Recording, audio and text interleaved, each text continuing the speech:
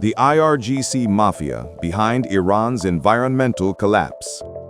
Environmental activists inside Iran are exposing the regime's destructive environmental policies. Vast areas of the country will become uninhabitable within the next 40 years due to severe drought and pollution.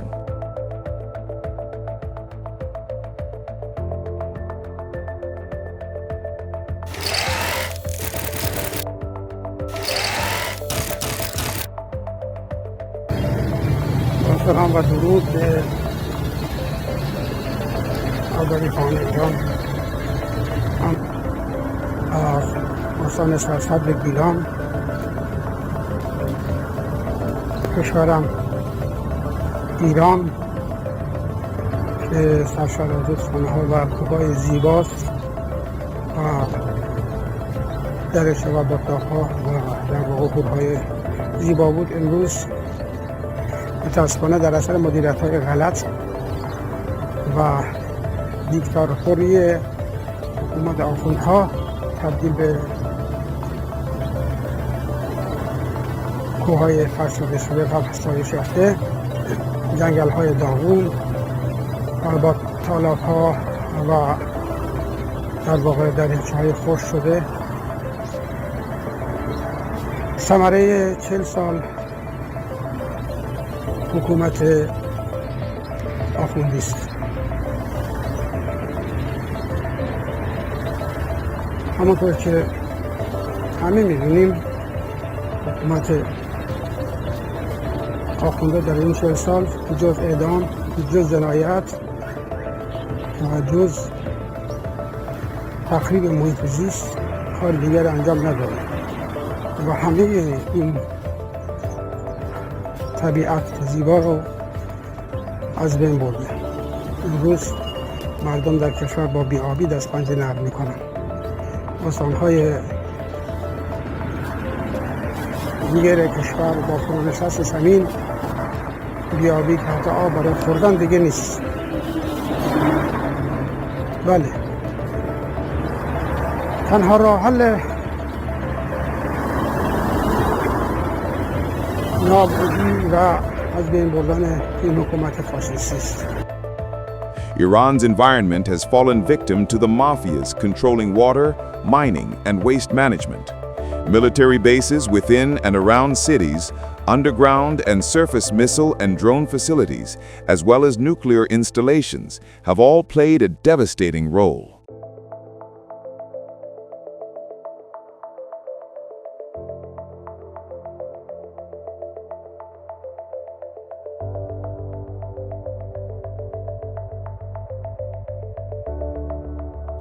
Moreover, the regime's environmental policies, such as diverting river courses, are expected to fuel future internal conflicts and even civil wars among regions and ethnic groups. Despite persecution, imprisonment, and intimidation, environmental activists and ordinary citizens continue to sound the alarm. من شقایق هستم و کارمند. میخواستم در مورد یک مسئله خیلی مهمی صحبت بکنم و اون هم نابودی محیط زیست در ایران توسط رژیم خیانتکار جمهوری اسلامی است. این رژیم علاوه بر این که مردم رو از بین میبره، هر صدای مخالفتی رو سرکوب میکنه، با اعدام، با زندان، با شکنجه. رودخانه ها رو خشک کرده، دریاها رو خشک کرده، رودها، تالاب ها همه خشک شدن و به واسطه همین خشک شدن هم دچار کم آبی هستیم در ایران و هم ریزگرد هایی که باعث آلودگی شدید هوا در بهار و تابستون به خصوص میشن. جنگل ها رو از بین برده، با از بین بردن درخت ها، قطع کردن درخت ها و تبدیلشون به زمین های شخصی، اراضی شخصی قابل معامله و به اصطلاح استفاده برای مراکز صنعتی یا خونه سازی، ویلا سازی. همینطور با تولید بنزین ناخالص باعث آلودگی شدید هوا میشه. مازوت سوزی به شدت در پاییز و زمستون افزایش پیدا میکنه و همین امر باعث آلودگی بسیار بسیار شدید هوا در تهران و شهرهای بزرگ ایران میشه که باعث مرگ بسیاری از افراد در طول سال میشه. این حکومت علاوه بر این که برای کشتار مردم، برای سرکوب مردم باید مورد محاکمه قرار بگیره این رژیم و عواملش، بلکه برای از بین بردن و نابودی محیط زیست ایران نیز باید مورد حسابرسی و بازخواست قرار بگیرن. با ترتیبی که داره پیش میره ایران تا چند سال آینده دچار قحطی کامل میشه و به منطقه و کشوری خشک دارای قحط‌سالی کامل و بدون امکان زیست در اون تبدیل خواهد شد. با تشکر از شما.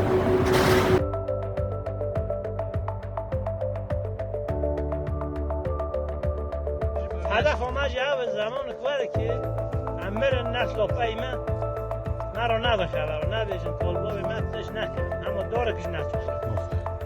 انشالله روز کاره که منطقه بره به جنگل هر بین پوشش و بر و روز داره بر و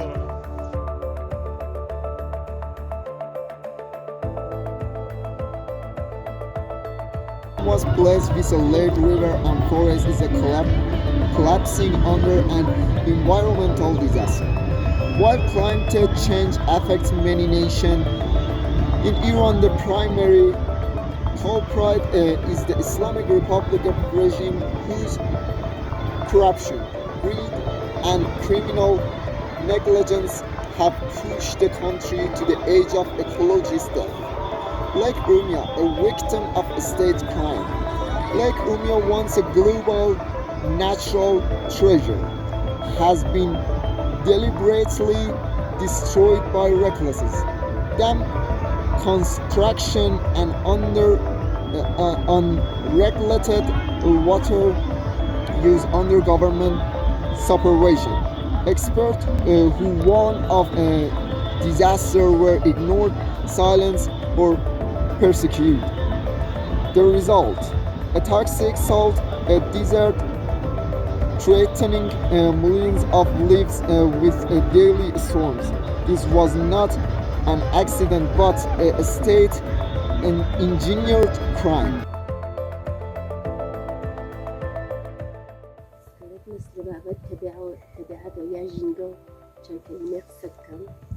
تبعات براسي وكو مالي خمان شون أفارزين عشان كذا أحتاج وزارة أفارزين.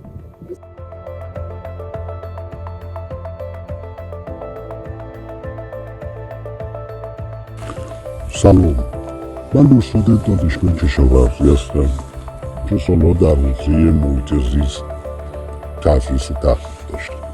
نکته‌ای که میخوام مطرح کنم تحلیل سیاسی نیست، یه واقعیت علمی اجتماعی که هر روز در ایران لمس می‌کنه. وضعیت محیط زیست ایران به مرحله رسیده که میشه اون بحران بزرگ ملی و فراگیر. ما امروز با خوشسالی‌های پی در پی کمبود شدید آب مواجهیم. کشور ما در تأمین آبش رو دچار بحران، برخلاف تصور برخی که مشکل رو به تغییرات اقلیمی ژانری نسبت میدن وینگونه القا میکنه. اما واقعیت اینه که بخش عمده این بحران ناشی از سیاست ها و پروژه های خود حکومت، سدسازی بی‌رویه بدون مطالعات زیست محیطی، تغییر مسیرهای آب به صنایع وابسته به سپاه پاسداران، بهره‌برداری بی‌حد از منابع طبیعی، همه باعث خشکیدن رودخانه‌ها، تخلیه سفره‌های زیرزمینی شده. شما توجه بفرمایید وقتی رودخانه‌هایی مثل زاینده رود یا کارون خوش میشه فقط آب از دست نمیره، بلکه زندگی صدها هزار کشاورز و خانواده‌هاشون نابود میشه.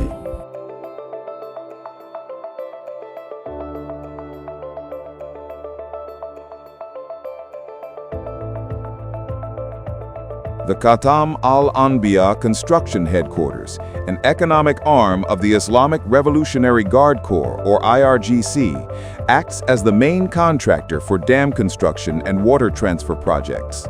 It operates alongside companies such as Sepasad and Mahab Quds, as well as their major subsidiaries, whose primary shareholders are the religious endowments of Astan Quds Razavi in Mashhad and Astan Emasuma in Qom. These entities play a central role in Iran's dam building operations.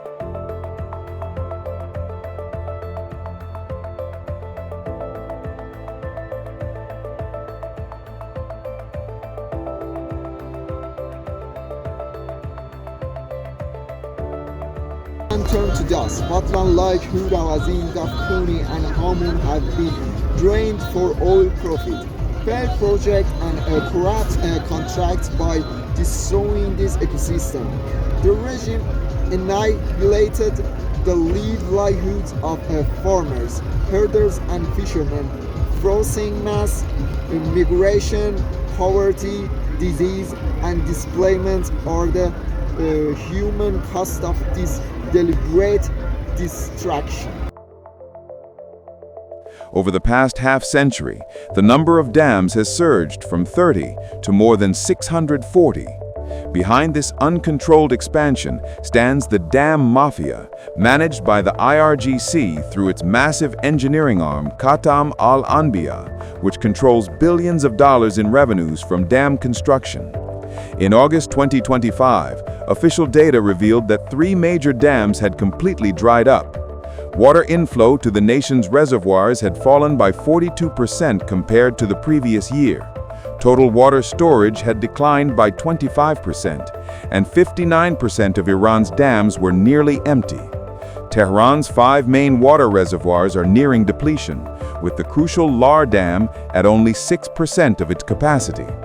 In the provinces, the Dosti Dam in Razavi Khorasan has lost 65% of its water, while the Sefet Rud Dam in Gilan has declined by around 75%. In Faras province, almost no living wetlands remain.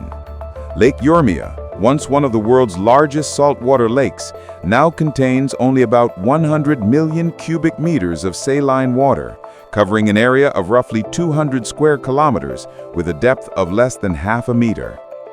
دریاچه‌ای که تا همین جاها پر آب بود و الان که مشاهده میکنی هر چقدر که نگاه میکنی یک قطره آب نیست و اینا همین کشتی و قایق‌هایی هستن که یه زمانی باشون همین جا میرفتی تا وسط دریاچه.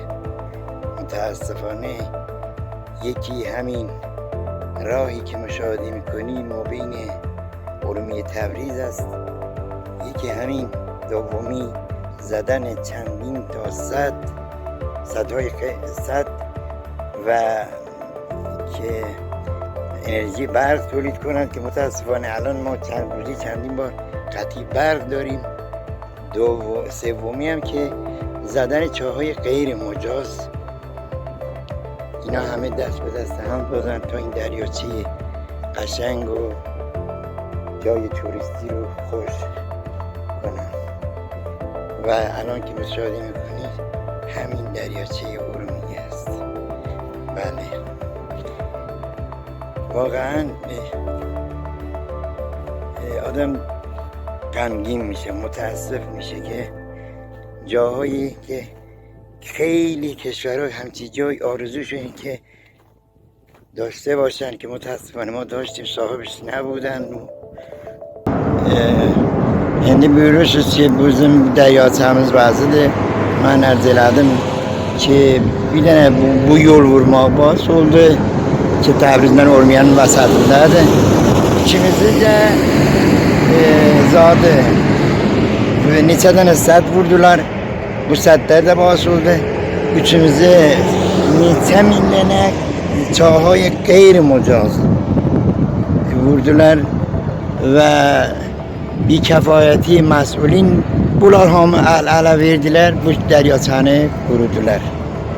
Bu dəryaçanı bir dənə turist, bir mühim bir Urmiyanın bir aziz və gözəl bir yeriydi ki mütəəssifانه sahibi yox idi və o sahiblər ki var idilər, oğru idilər. Pulay kalan yağlı idilər, koydular ciblərinə və heç qulaq asmadılar, baxmadılar ta bu dəryaça qurutdu. İndi sabah ayəndə də gərdiqvari olsa, bu gərdiqvar baş olan neçə milyon nəfər gərək köç elə, yəni burada zindəganlıq yaşamaq olmaz. Yəni tənəffüs eləyənməyəcəklər. Və indi gəliblər bu مواد لیتیوم استخراج eləyirlər. Satırlar kişilərə xavərmiyanəyə. Mütəəssifانه deyək, bu gözəl bir turisti bir şəhərimiz Urmiyanın dəryaçası bucur qurudular. Bəli, bu dəryaçanın vəziyyəti. Iran is also facing an environmental catastrophe in its mining sector. The country has more than 15,000 mining zones, which are among the leading sources of pollution. Many of these mines require modern equipment, but outdated and primitive extraction methods remain in use. The largest mines are controlled by individuals affiliated with the IRGC, even though the mining sector is officially state-owned. Due to systemic corruption, mineral extraction often takes place without adherence to environmental standards, leading to the contamination of water resources. Mining activities have also released pollutants into the atmosphere, worsening air pollution, while chemical runoff has polluted both surface and groundwater. Tehran ranks among the most polluted cities in the world, and several other Iranian cities are nearing the red alert threshold.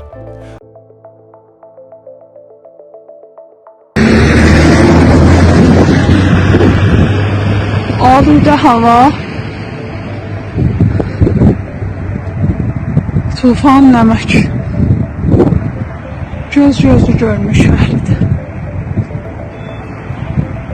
Rayt faal teynalı.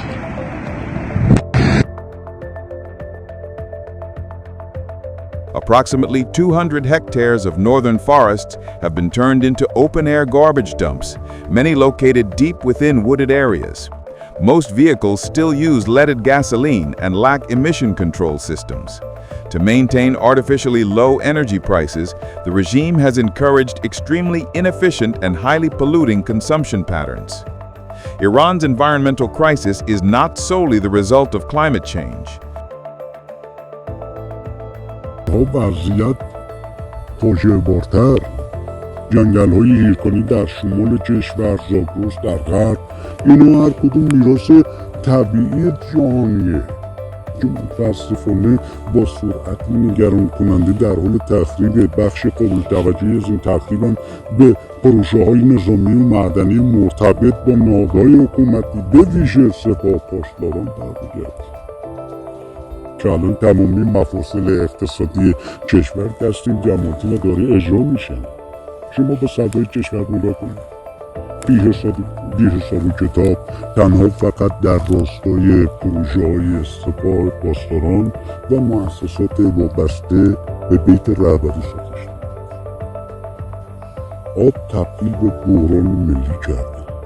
مردم محلی وقتی میبینن محیطشون در حال نابودی، خب قطعاً برای اونا جبران اعتراض میکنن. اما پاسخ حکومت به جای رسیدگی و حل مشکلات و مسائل اونا دست به سلاح شلیک مستقیم، اینا رفتار به وضوح نشون میده که جان انسان ها در برابر منافع مالی و نظامی و حفظ استمرار حکومت بی‌ارزش متاسف. اما از نظر علمی ادامه این روند میتونه ایران رو با فاجعه روبرو کنه. فرسایش خاک، بیابانزایی، خشکیدن تالاب‌ها، افزایش گرد و غبار، نابودی جنگل‌ها، اینا همه نتیجه همین سیاست‌های غلط رژیمه. Unscientific and short-term decision-making, the marginalization of civil society and experts, and the excessive militarization of nature, from uranium enrichment facilities to dense networks of military, logistical, and missile bases, have all come at the expense of protected ecosystems.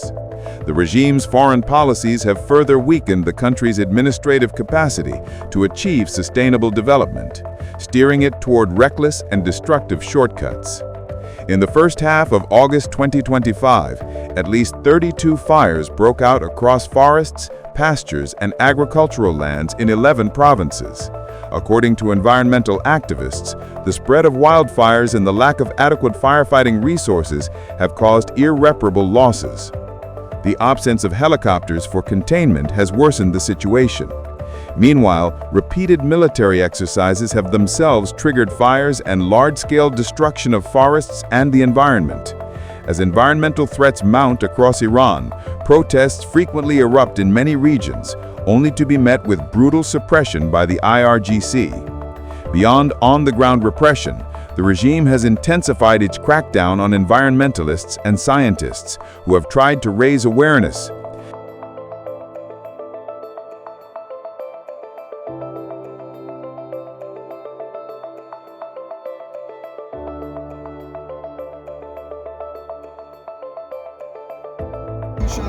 Forest fire and neglect.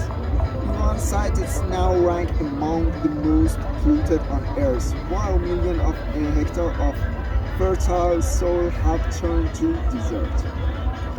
Forests in the Zagros and Hyrcanian regions are burned or cut down while the government look away or even profit from illegal logging. Fire rate, while the state refused to provide basic firefighting resources. A regime against life. The Islamic Republic spent billions on terrorist board while denying funds for clean energy, water management, or conservation. Environmentalists who speak out are harassed, jailed, or driven into exile. This is not just mismanagement, it is a systematic crime against the Iranian people and against nature itself. Conclusion: Iran's environmental collapse is a man-made disaster created by the Islamic republics. Only by ending this regime of corruption and destruction can Iran's land, water, and future be saved. Several prominent researchers have been imprisoned on charges of espionage and threatening national security for studying endangered species and ecosystem degradation. According to Iran Human Rights Organization, the government has turned the environment into a forbidden zone for public discussion, and any attempt to document environmental damage is treated as an act of hostility against the state. من سوالم این استش شما به معترضین سیاسی به تظاهرات مردم حمله میکنید، به سمت اونا تیراندازی میکنید، افراد سیاسی که با حاکمیت معترضن دستگیر و اعدام میکنید، اما با محیط زیست و مدافعانش دیگه چرا این رفتار میکنید؟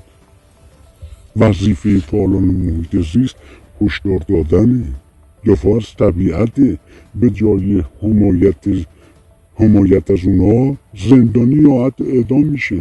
شما توجه بفرمایید در هیچ جای دنیا دفاع از محیط زیست جرم نیست، اما در ایران رژیم اونا رو تهدیدی علیه قدرت خودش میدونه. این رژیم تنها چیزی که میفهمه فقط قدرت واسه اونا مهمه، نه جان مردم، نه آینده این سرزمین. اگه کسی هم اعتراض کنه چه سیاسی باشه چه برای دفاع از محیط زیست بشه با مرگ و زندان گذاران شد. ما با دو نابودی مهم مواجهیم: نابودی طبیعت و نابودی انسان. اگر این روند ادامه پیدا کند، نسل‌های آینده چیزی از ایران نخواهند داشت. نه آب، نه خاک حاصلخیز، نه جنگل، نه زندگی. این سرزمین کهن به بیابانی خوش و پر از بحران تبدیل خواهد شد.